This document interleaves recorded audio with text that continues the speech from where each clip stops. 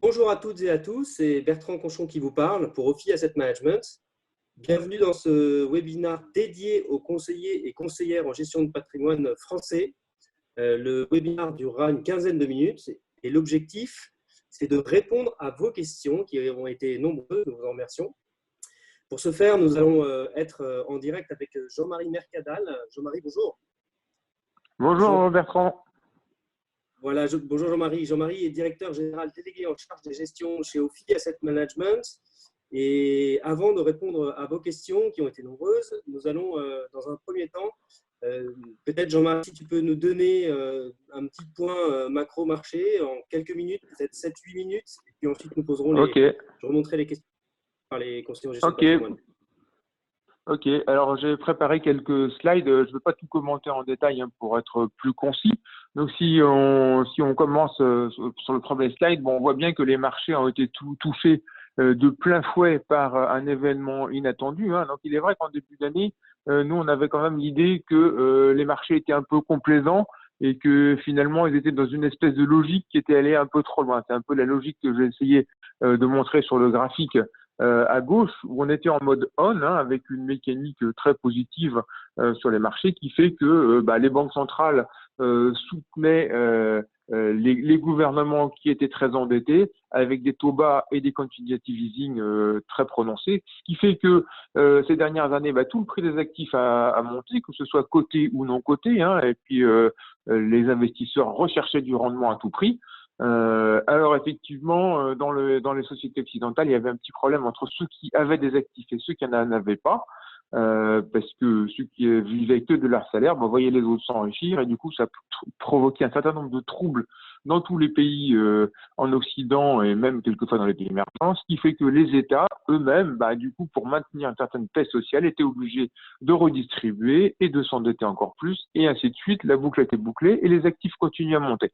On est passé en mode off de façon un peu inattendue, un choc inédit créé par la mondialisation d'un virus. Alors, au début, il est parti de Chine. Nous, on pensait que ça allait rester là-bas. Et puis finalement, l'onde de choc s'est propagée et ça a été une stupéfaction sur les marchés parce qu'aujourd'hui, on a du mal à estimer les conséquences de cette récession qui va arriver. Ce qu'on sait, c'est qu'elle sera violente. Donc, à court terme, c'est un vrai choc. À moyen terme, peut-être que ça va provoquer des prises de conscience dans nos sociétés occidentales avec un certain nombre de vertus qui peuvent arriver. Mais bon, ça, on verra plus tard. Ce sera une autre question. Donc, si on regarde la page suivante, le choc, il est extrêmement violent. Donc là, j'ai pris un certain nombre d'indicateurs. Là, on va page suivante. Un certain nombre d'indicateurs qui montrent que tout s'est arrêté d'un coup. C'est vraiment le mode off. Voilà, de façon anecdotique, évidemment, les cinémas, ça s'arrête. Le climat des affaires, c'est le pire niveau, puisque là, il manque le dernier niveau historiquement sur l'indice du climat des affaires en Allemagne.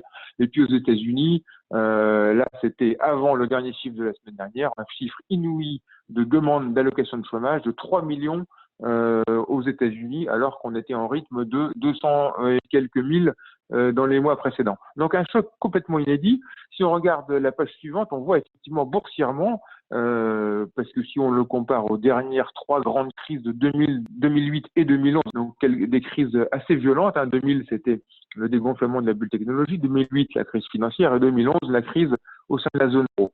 En blanc, on voit, en comparaison des autres crises, en haut, c'est l'Eurostock, en bas, c'est le SP500, on voit la violence du mouvement. Donc, on a perdu, grosso modo, 30 à 40% en moins d'un mois, alors que lors des précédentes crises, il avait fallu plusieurs mois entre le plus haut et le plus bas. La seule crise qui ressemble un petit peu, c'est celle de 87, où on avait aussi perdu à peu près 30% sur le SP500 en un mois, et après on s'était repris, mais c'était pour d'autres raisons. Donc si on dit que la crise, elle est inédite effectivement par rapport à sa rapidité d'action, et en termes d'ampleur, on a déjà fait une bonne partie de la baisse des grandes crises boursières depuis l'après-guerre. Page suivante, évidemment, les banques centrales ont réagi, et donc du coup maintenant, c'est le monde à taux zéro. Il restait les États-Unis, où les taux étaient encore en rémunération positive. Bon, la Fed a réagi très vite. Les taux sont passés à zéro. Le 10 ans américain, aujourd'hui, est autour de 0,60. Donc, on voit bien qu'il n'y a plus aucun rendement sur aucune dette gouvernementale des pays les plus sûrs dans le monde. Il y en a sur les dettes émergentes, mais ça, c'est encore un autre sujet. Page suivante, évidemment, le choc qui s'est propagé sur le crédit. Et c'est là peut-être qu'aujourd'hui qu'on trouve des opportunités, j'en dirai deux mots tout à l'heure, hein, notamment sur le crédit court terme investment grade, où on retrouve des rendements de l'ordre de 2%, ce qu'on n'avait pas vu depuis très longtemps. Dans un environnement où les taux monétaires sont à zéro, voire négatifs en zone euro, ça reste intéressant à notre avis. Et puis sur le high yield, ça a été extrêmement violent aussi, avec une remontée spectaculaire des spreads, ce qui fait qu'aujourd'hui on peut trouver, on peut construire des portefeuilles sur les obligations high yield de signatures correctes double B autour de 6 à 7% de rendement suivant la maturité. Ça, on trouve que ça commence à être des niveaux intéressants. Rappelons-nous qu'on était à 3% il y a quelques mois.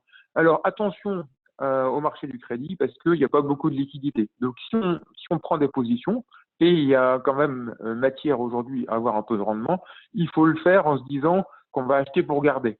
Buy and hold, comme on dit en anglais, parce que il n'y a pas de marché aujourd'hui suffisamment de contrepartie sur les marchés du crédit. Mais ça commence à être intéressant.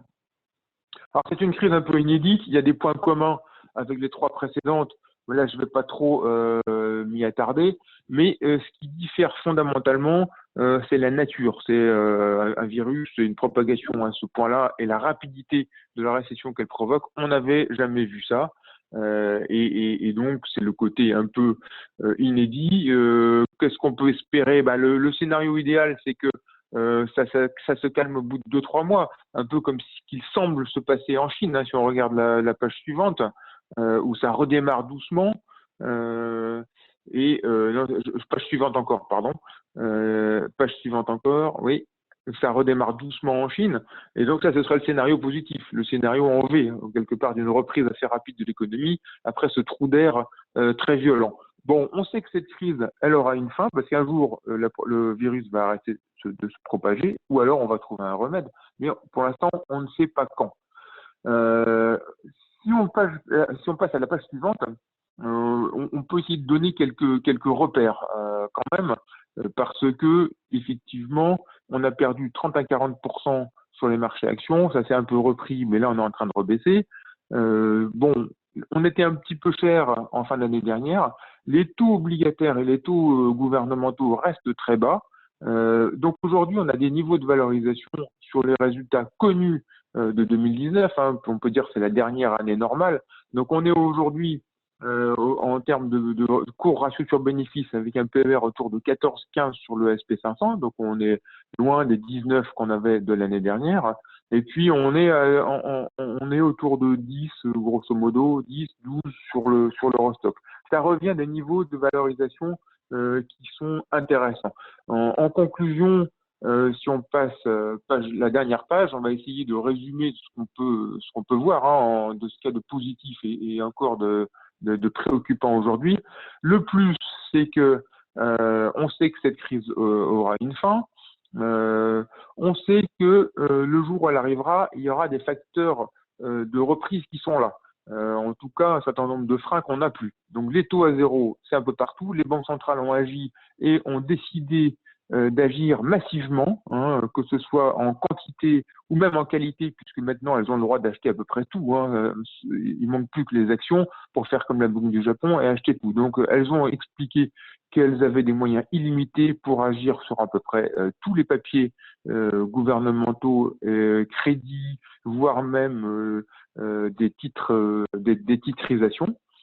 Les gouvernements n'ont pas été en reste et ont pris des mesures budgétaires très importantes. Le dernier plan illustre bien ce qui s'est passé aux États-Unis, un plan de plus de 2000 milliards de dollars, près de 9% du PIB, sous différentes formes, mais ça inclut aussi des chèques directement donnés aux consommateurs américains de 1200 dollars pour chaque contribuable, plus 500 dollars par enfant.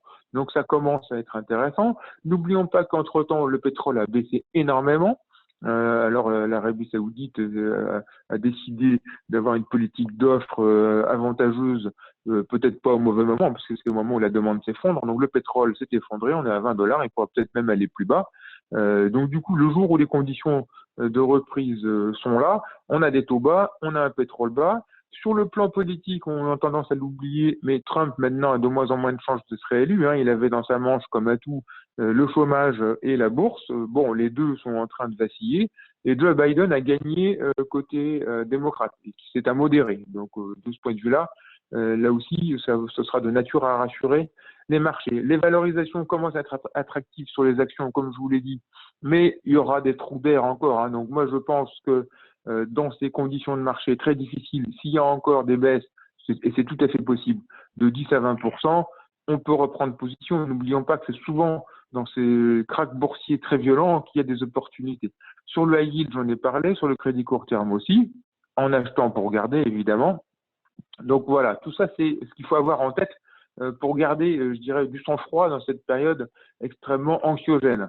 Maintenant, le côté négatif, c'est qu'on ne connaît pas du tout la durée de cette épidémie. On est un peu dans le brouillard par rapport à ça.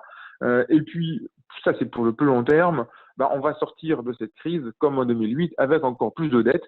Bon, tant que les banques centrales, ça va. Mais enfin bon, si on prend l'exemple de la France, on va avoir un ratio de dette sur PIB qui va dépasser les 110%, alors qu'on est aujourd'hui à 100%. Donc ça, c'est plutôt le côté négatif pour le long terme. Donc voilà ce qu'on peut dire sur cette situation un petit peu inédite et un petit peu brutale par certains égards. Merci beaucoup Jean-Marie, très clair, très concis. La première, on va passer aux questions donc, de nos partenaires CGP. La première question est d'une CGP parisienne, aux femmes. Elle te demande, Jean-Marie, de donner une lettre en envisageant ton scénario de sortie de crise. Est-ce que tu privilégierais le U, le V, le W, le L ou une autre lettre de l'alphabet? Alors, ça c'est la question à 100 000 $. C'est la question effectivement. Aujourd'hui, on n'a pas de réponse. Je dirais le V, il est possible. Voilà ce qu'il faudrait regarder. C'est si jamais on a un pic d'épidémie aux États-Unis quelque part dans les 2-3 mois qui viennent. Et si, grosso modo, tous les pics d'épidémie dans le monde suivent un peu la courbe chinoise. C'est-à-dire que ça veut dire qu'il reste 2-3 mois, peut-être 4, 5, et après, ça va repartir. Alors, ça, c'est le scénario en V. Si on croit à ça, je pense qu'on peut effectivement commencer où il y aura vraiment des opportunités pour acheter, en admettant qu'il n'y aura pas trop de faillites d'entreprises et que tout le monde soit prêt à repartir, hein, parce que c'est ça aussi un petit peu le danger, c'est qu'entre-temps, les entreprises aient fait faillite. Donc, bon, voilà, ça c'est le cas le V. Et le pire, c'est le L. Alors le pire, c'est le cas où finalement l'épidémie continue à aller vers l'ouest et puis revient en Asie. Alors là c'est la catastrophe parce que du coup les Chinois et l'Asie qui est en train d'en sortir, on n'arrête pas de voir ça à la télé aujourd'hui, la Corée, Taïwan, machin, ils ont bien géré. Si jamais ça revient et recontamine sans qu'on ait trouvé de vaccin l'Asie, alors là on est en L. Moi je dirais que a priori, je verrais plus un V. Mais encore une fois, c'est tellement aléatoire que voilà ce que je peux dire. Non, c'est ton sentiment. Deuxième question, quels critères peuvent-ils être déclencheurs? Alors, au-delà des critères que tu as évoqués qui sont sanitaires et de résolution de cette épidémie par un vaccin ou des médicaments pour la guérir, quels critères financiers, macro-marché, selon toi, sont à surveiller pour revenir massivement sur les marchés actions? Alors, je pense qu'il faut surveiller les défauts d'entreprise. Parce que, bon, je trouve que les gouvernements ont plutôt agi en bonne intelligence, en tout cas en Europe, et notamment en France. Cette idée du chômage partiel est quand même une bonne idée parce que ça soulage les entreprises. Grosso modo, c'est l'État qui prend en charge les salariés. Et ça, c'est très, très, très important. Ça, c'est la réponse européenne. C'est ce qu'avaient fait les Allemands en 2008. Là, on le fait en France. Ça, c'est le côté très positif. Et si, justement, il n'y a pas trop de défauts d'entreprise, on repartira très vite. Les Américains, ils n'ont pas du tout la même approche. Mais bon, ça, c'est d'habitude, comme aux États-Unis, ils réagissent pas pareil. Ils laissent les entreprises licencier massivement. Et puis après, le jour où ça repartira, les entreprises réembaucheront tout aussi massivement et rapidement. L'indicateur à surveiller, c'est le taux de défaut des entreprises. Pour moi, c'est ça qui est primordial à regarder actuellement. D'accord, merci. Quel est ton point de vue dans les perspectives d'inflation de long terme et la façon dont elles ont changé avec la crise du coronavirus? Et quelle est la réponse que les institutions monétaires y ont apportée? Et dans ce nouveau contexte, quelle classe d'actifs constitue aux partenaires CGPI de privilégier dans une optique de long terme? Alors, je dirais que pour le court terme, la question de savoir si l'inflation va revenir ou pas, je pense que la Banque centrale aujourd'hui, c'est pas leur souci.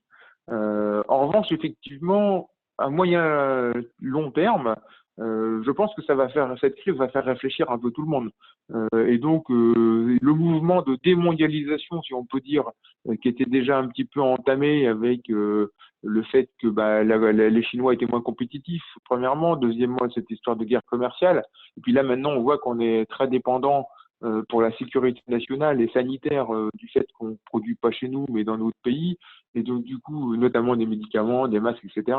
Je pense que et puis la population maintenant, avec la montée des critères sociétaux et d'environnement, vont faire qu'effectivement, on va sûrement faire moins de mondialisation. Et ça, ça peut faire monter l'inflation à moyen terme. Je dirais que pas tout de suite.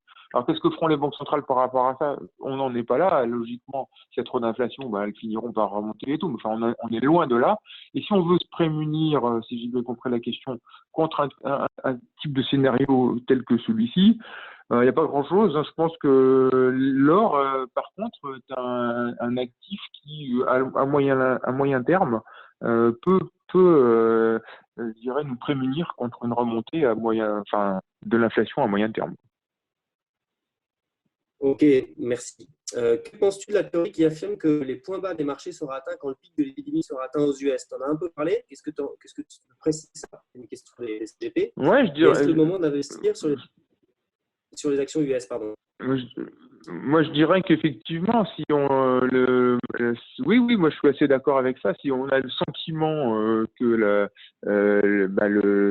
la crise sanitaire s'estompe aux États-Unis, que c'est le pic, je pense que les marchés, et si c'est dans pas trop longtemps, les marchés repartiront. C'est le scénario en V que j'évoquais tout à l'heure. Alors si on dit que le pic, là c'est tellement aléatoire que qu'on ne sait pas, mais enfin bon, le jour où on sentira que c'est le pic de la vague aux États-Unis, en admettant qu'elle ne revienne pas en Asie, évidemment, là, effectivement, on sera peut-être pas loin des points bas, ouais. Ok. Et du coup, en mettant un peu une question d'un autre CGP sur les zones géographiques à privilégier pour un investissement en plusieurs étapes. Certains ont commencé en les ayant en téléphone il y a quelques jours, commencé à investir pour leurs clients. Quelle zone géographique tu regarderais en priorité? Bah, souvent, c'est les actions américaines qui offrent sur moyenne période les meilleurs ratios couple performance sur risque. C'est assez incroyable, mais c'est le cas sur très très longue période. Et je dirais que c'est souvent les États-Unis qui rebondissent plus vite, historiquement, dans les phases de crise. Donc je dirais en termes d'actions, on vaudrait mieux commencer par acheter des actions américaines.